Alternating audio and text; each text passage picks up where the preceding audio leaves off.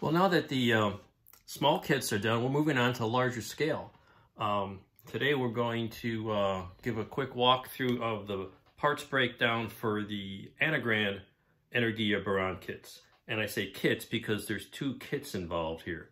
Normally I start with the booster, the Energia booster, like I do with the small ones.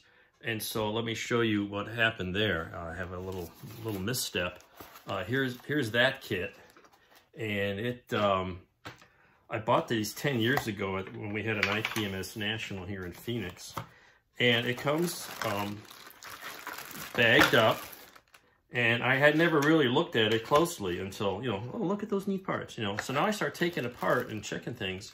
And it's all bagged. So here's each side booster is a pair of very large parts, very nicely detailed. Well, here's two of them. Here's another one, which came out of the bag, and where's the fourth one?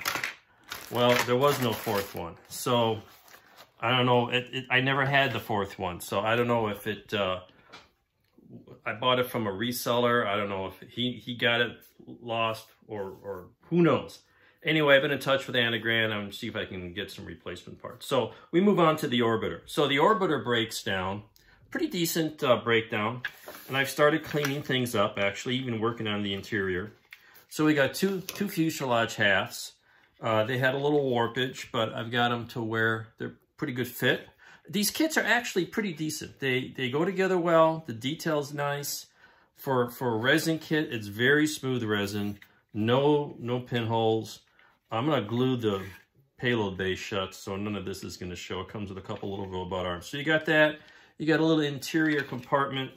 The interior consists of a little platform here with 4 seats, some transparencies that fit pretty nicely in the windows. I've cleaned them up, and what I do is I dunk them in Future, then let them drip dry, and that kind of cleans them up, makes them a smidgen clearer for use. Nice and shiny there.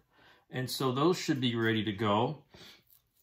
So I want to get that interior done. I got a little gray paint in there. I found some color photos. It looks like it's a lot of gray and black, and you're not going to see much anyway, so it's not a big deal. So those go together. I did a little cleanup on the wings. The wings just snap in here.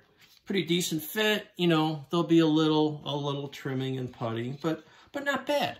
Really not too bad for a resin kit. So it looks like the parts will go together well. You've got a little tail pod assembly, vertical tail, some landing gear. Since this is going to go on a booster, it's not going to have landing gear. Here's the little thrusters for the back and the struts to put it on the booster. So overall, in all, not a bad kit. Should go together pretty cleanly, we hope. And as I get going, I'm gonna try to get these. Always try to get these main fuselage and get the putty work done and get everything all squared, because kind of like painting's always fun. So anyway, that's where we are today, and stay tuned for more.